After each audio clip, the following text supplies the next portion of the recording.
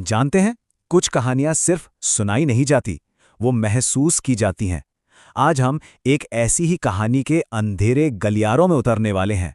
तो अगर हो सके तो अपनी बत्तियां बंद कर लीजिए और जरा ध्यान से सुनिएगा, क्योंकि हर आहट के पीछे ना एक राज छुपा होता है। यही सवाल इस पूरी कहानी का दिल है। एक ऐसा सवाल जिसने आरव की दुनिया को, आप कह सकते हैं, हमेशा हमेशा के लिए बदल दिया। क्योंकि कुछ दरवाजे ऐसे होते हैं ना, जिन्हें कभी खोलना ही नहीं चाहिए। तो कहानी की शुरुआत होती है एक बिल्कुल खामोश रात से। आरव अपने कमरे में गहरी नींद में सो रहा है। घर में मौत जैसा सन्नाटा है, बस घड़ी की टिक टिक की आवाज आ रही है। और ठीक रात के 2:17 पर कुछ ऐसा होता है जो नहीं होना चाहिए था। इस वक्त को ना अपने जहन में बसा लीजिए, क्योंकि ये एक ऐसे साए की तरह है जो पीछा नहीं छोड़ता, बार बार लौट कर आता है। अचानक आरव की नींद टूट जाती है। ऐसा लगता है जैसे अंधेरे में किसी ने उसका नाम फुसफुसाया हो, आरव। वो हड़बड़ा कर उठता है, दिल तेजी से धड़क रहा है, लेकिन कमरा तो एकदम खाली है। शायद कोई सपना था, वो खुद को तसल्ली देता है और वापस सोने की कोशिश करने लगता है। लेकिन जैसे ही वो अपनी आंखें बंद करता है, एक बहुत ही हल्की सी आवाज, ठक, दरवाजे पर, इतनी धीमी कि उसे यकीन ही नहीं होता कि उसने सच में कुछ सुना भी है या नहीं।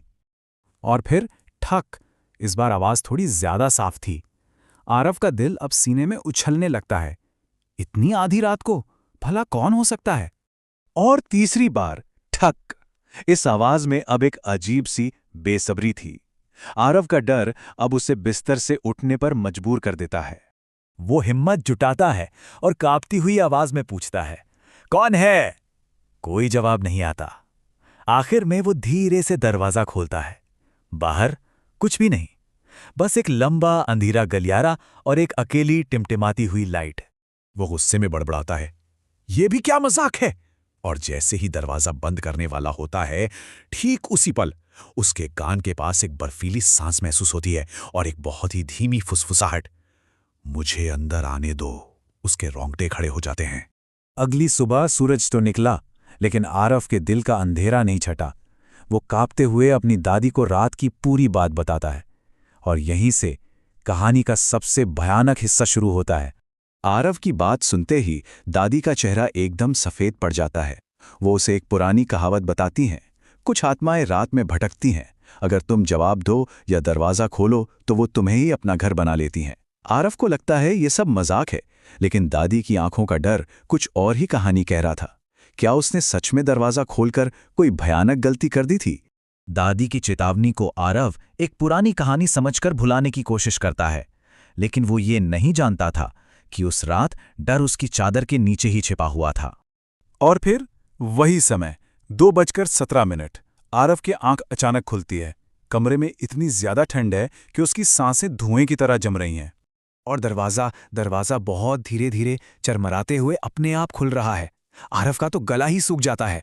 दरवाजे के उस पार जो अंधेरा है, उसमें से कुछ निकल रहा है, एक लंबा पतला साया।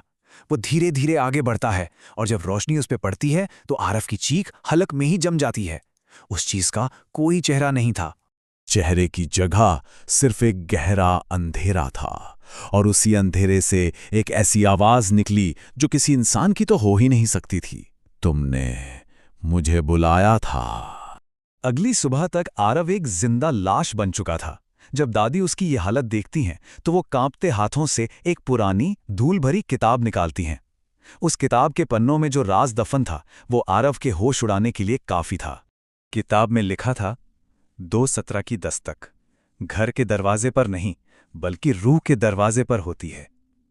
अब आरव को समझ आया कि वो किससे लड़ रहा था।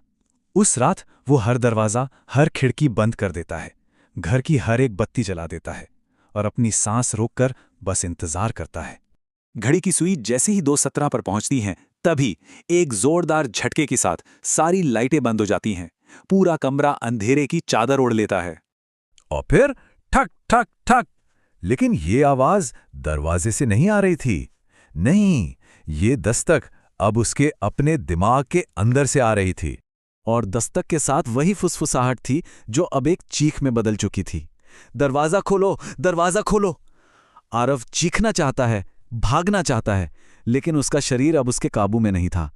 वो अपने ही जिस्म में एक कैदी बन चुका था जो बेबसी से खुद को दरवाजे की तरफ बढ़ते हुए देख रहा था।